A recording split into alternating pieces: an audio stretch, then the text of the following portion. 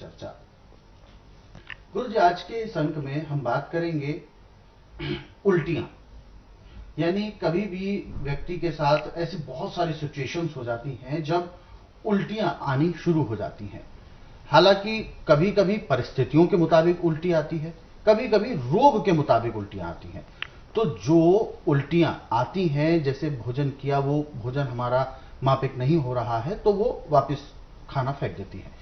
रोग की वजह से उल्टियां रुक नहीं रही हैं और उल्टियों की वजह से शरीर में पानी की कमी हो गई है, बहुत सारी चीजें हो सकती हैं।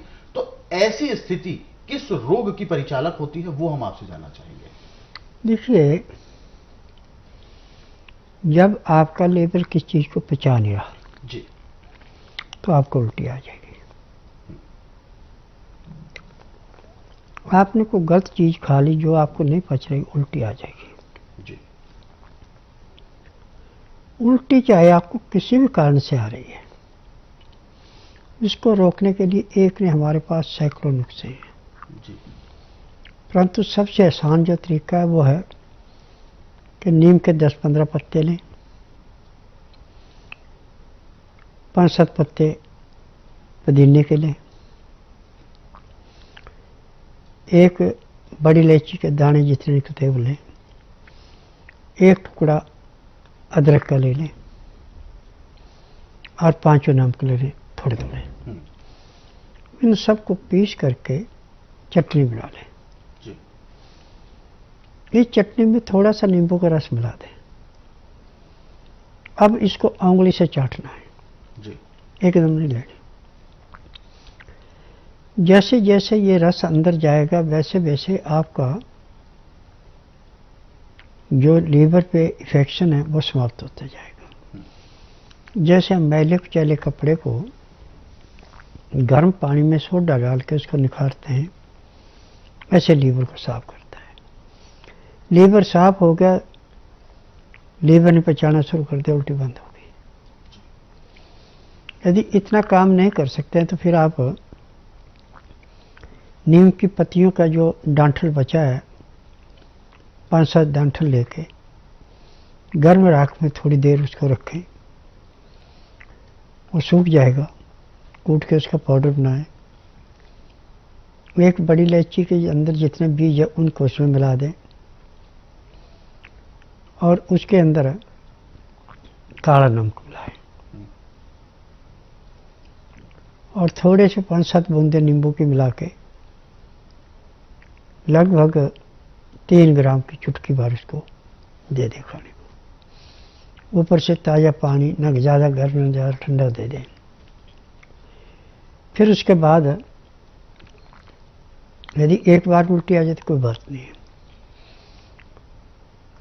दोबारा उल्टी को इच्छा कर रहे तो दोबारा इसी काम को दोबारा करें।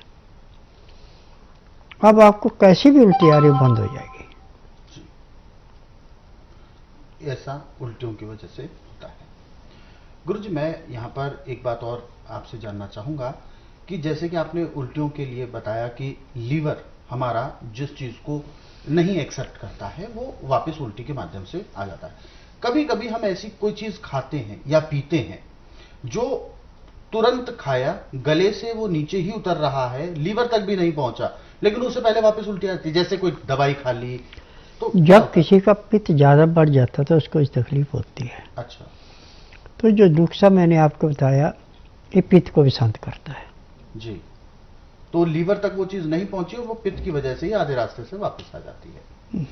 इसके अलावा और कौन कौन सी परिस्थितियां बनती हैं जिसमें उल्टियां आती हैं? नॉर्मल तौर पर जैसे गंध, सुगंध से भी आती है। देखिए, जो सुगंध आप बर्दाश्त नहीं कर सकते उससे उल्टी आ जाती है जी। और कई बार आपका किसी ऐसी जगह पे वायुमंडल में चले गए जहाँ प्रदूषण ज़्यादा है और गले में थोड़ी सी खराश हुई, उल्टी आ जाएगी। बिल्कुल। यानी जो हमारे शरीर के माप की चीज नहीं है उसको कुदरती बाहर निकाल देती है। ये है कारण। हाँ। तो दर्शकों, बिल्कुल ये बात सही है। हमारा शरीर स्वयं में एक तरह से एक लेबोरेटरी है और उस लेबोरेटरी में हम कहीं ना कहीं वो सारे सुविधाओं का उपयोग कर पाते हैं। स्वतः ही हमारी जो एक मशीनरी है, जो शरीर के अंदर जो प्रकृति ने बनाई है, जो ईश्वर ने हमें प्रदान की है, वो जब कोई भी ऐसी वस्तु या ऐसी कोई हवा, वायु या ऐसी कोई स्थिति जब होती है उस शरीर के साथ और वो उसके लिए सुटेबल नहीं होती है, तो कहीं ना कहीं उल्टी आ जाती है। कभी कभी आपने देखा होगा, हम कोई ऐसी टैबलेट या दवाई खाते हैं जो वास्तविक तौर पर हमारे शरीर में नहीं उसका उपयोग है या नहीं हम उसको पचा पाएंगे, तो वो उल्टी में आ जाता है। कभी कभी ऐसी कोई गंध हमारे नाक में आ जाती है जो बर्दाश्त से भी बाहर होती है, तो उल्टी आने का प्रश्न उठता है। कभी कभी कुछ हम ऐसे दृश्य देख लेते हैं, बहुत ज्यादा गहराई हमने देख ली, बहुत ज्यादा ऊंचाई पर हम खड़े हैं, या बहुत सारी ऐसी परिस्थितियां होती हैं, तो उससे उल्टी आना स्वाभाविक होता है। यह तो हो गई एक सामान्य परिस्थिति की बात, जो परिस्थितियों पर निर्भर करती है उल्टियां। अभी जो गुरुजी ने अभी कुछ ही समय पहले जो हमें बताया, रोग की वजह से जो उल्टियां आती हैं उसको हमें जरूर ध्यान देना चाहिए, उस पर हमें विशेष ध्यान देना चाहिए और उसके लिए उपचार भी बताया है। सामान्य तौर पर हमें जो भी उपयोग करनी है औषधि, उसका आप सभी को विशेष ध्यान रखना है कि कैसे हम अपने आने वाली जो इस तरीके से उल्टियां होती हैं उनको कंट्रोल कर सकते हैं। हालांकि सामान्य परिस्थितियों के लिए और भी बहुत सारे उपचार हैं उल्टियों को रोकने के लिए। जैसे गर्भ धारण की हुई स्त्री, गर्भावस्था के दौरान जब ऐसी स्त्री को उल्टियां आती हैं तो उसको कैसे रोका जाए, जब ज्यादा उल्टियां आ जाती हैं। कभी कभी बच्चों को, जो दूध पीते बच्चे हैं, उनको भी उल्टियां आती हैं, तो वो सारी परिस्थितियों पर भी हम चर्चा करेंगे। लेकिन उनसे संबंधित विषयों के बारे में यदि आप पढ़ना चाहते हैं, क्योंकि ये हर घर में ऐसी स्थिति उत्पन्न होना स्वाभाविक भी होता है, तो ऐसी स्थितियों को लेकर आप यदि उपचार जानना चाहते हैं, पढ़ना चाहते हैं विस्तार से, तो स्वस्थ विचार पुस्तकों के जरिए भी आप पढ़ सकते हैं। क्योंकि हम अपने कार्यक्रमों में तो चर्चा करते ही हैं, बहुत सारे कृषि कार्यक्रम भी ऐसे रहे हैं जिसमें इस तरीके के उपचार बताए गए हैं।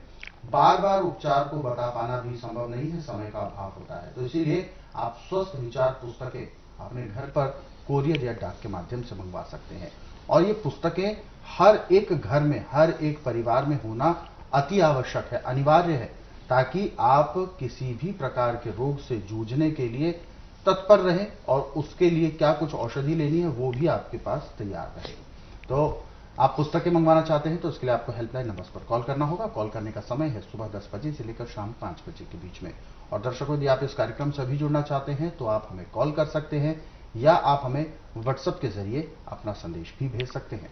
आगे बढ़ते हैं और जो दर्शक हमारे साथ लाइन पर जुड़े हुए हैं, आइए उनसे भी बात करें। हेलो। हेलो, नमस्कार। हेलो। हेलो। हाँ जी, क्या नाम है आपका? जसपाल। जसपाल जी, कहां से बात कर रहे हैं आप? मैं उत्तर प्रदेश लखीमपुर खीरी से बात कर रहा हूँ। अपना सवाल बताइए, गुरुजी सुन रहे हैं आपको, कहिए। मेरे को एक समस्या है, थोड़ा डिस्चार्ज की समस्या है और थोड़ा मतलब फिजिकल रिलेशन बनाते समय मतलब बड़ा तनाव भी नहीं आता है, इतना बड़ा दिक्कत हो रही है जी। देखिए, आपकी बचपन की गलतियां जो नादानगी की है उसकी देन है। इसका उपचार टीबी के माध्यम से नहीं है। आप बुधवार छोड़कर गुरुवार से लेके मंगलवार के बीच में मेरे आश्रम में आइए। जिस दिन आश्रम में आना उस दिन रात्रि 10 बजे तक खा पी के दातन कूड़ा करके बड़ी इलायची मुंह में रख के चूसते रहें। सुबह 9 से 10 के अंदर अपना नामकरण कराएं। 10 से 12 में नाड़ी परीक्षण करूँगा। नाड़ी परीक्षण में पैर के तलुए से सिर के बाल तक की MRI, CT scan, X ray, ultrasound, ECG, sonography सब कुछ 5 सेकंड में हो जाए। फिर दवाइयाँ खाने की हैं, दवाइयाँ पीने की हैं, मालिश करने के तेल हैं, आँख में, नाक में, कान में डालने की दवाइयाँ हैं। ये दवाई आप नियम से लेंगे, परहेज करेंगे, तो जिस दिन आएंगे उस दिन आपको 10 से 15% आराम मिलेगा। 15 दिन में आपको 50 से 60% आराम मिलेगा। 1 महीने में रोग समाप्त होगा, दवाइयाँ बंद हो जाएगी। मेरी दवाइयाँ सारी उम्र नहीं खानी पड़ती, किसी को 1 महीना, किसी को 1.5, किसी को 2 महीने, जैसे रोग समाप्त होता है दवाइयाँ बंद हो जाती हैं। मैं नाड़ी वैद्य हूँ। जिस दिन आपने आना उस दिन रात्रि 10 बजे तक खा पी के दातन कूड़ा करके बड़ी इलायची मुंह में रख के चूसते रहना। सुबह 9 से 10 के अंदर अपना नामकरण कराना। 10 से 12 में नाड़ी परीक्षण करूंगा। जब तक नाड़ी परीक्षण नहीं किया तब तक एक बूंद भी मुंह में पानी नहीं जाना चाहिए, न कुछ खाना। फिर मैं स्वयं बताऊंगा कि आपको ये बीमारी है, इतनी पुरानी है। उसके अनुसार जो दवाइयाँ दूंगा यदि नियम से खाएंगे तो महीने 1.5 महीने में आपका रोग टोटली समाप्त होगा, दवाइयाँ बंद हो जाएगी। जी। तो आपका रोग बिल्कुल समाप्त होगा। हालांकि बहुत सारे जो दर्शक होते हैं या रोगी होते हैं इस तरीके की समस्याओं को खुलकर बता नहीं पाते हैं। जैसा कि आप निश्चिंत रहें, ये समस्या जो आपके साथ बनी हुई है ये बिल्कुल आपकी ठीक हो सकती है, लेकिन इसके लिए नाड़ी परीक्षण करना बहुत ज़रूरी है। ये जानना बहुत ज़रूरी है कि वास्तविक तौर पर जो आपको दिक्कतें आ रही हैं जिससे आपकी गृहस्थ जीवन सुखी नहीं है, तो ऐसे में समस्या का असली कारण क्या है वो जानना यदि है तो उसके लिए नब्ज चेक करना बहुत ज़रूरी है। हो सकता है किसी प्रकार का कोई इन्फेक्शन हो सकता है कि रक्त में किसी प्रकार की परेशानी हो, या हो सकता है शुक्राणुओं की कमी हो, या इसके अलावा बहुत सारे ऐसे कारण होते हैं, कोई बचपन में या एक समय पर कोई गलतियां ऐसी हो गई हों। तो इसके पीछे असली कारण क्या है और ये रोग आपका कितना ज्यादा गहरा चुका है।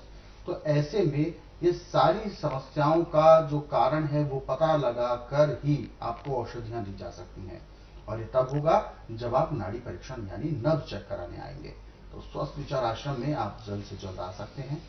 आने से पहले आपको ध्यान रखना है, सुबह आपको 9 बजे स्वस्थ विचार आश्रम पहुंचना है ताकि आपका नाड़ी परीक्षण 10 से 12 के बीच में हो जाए।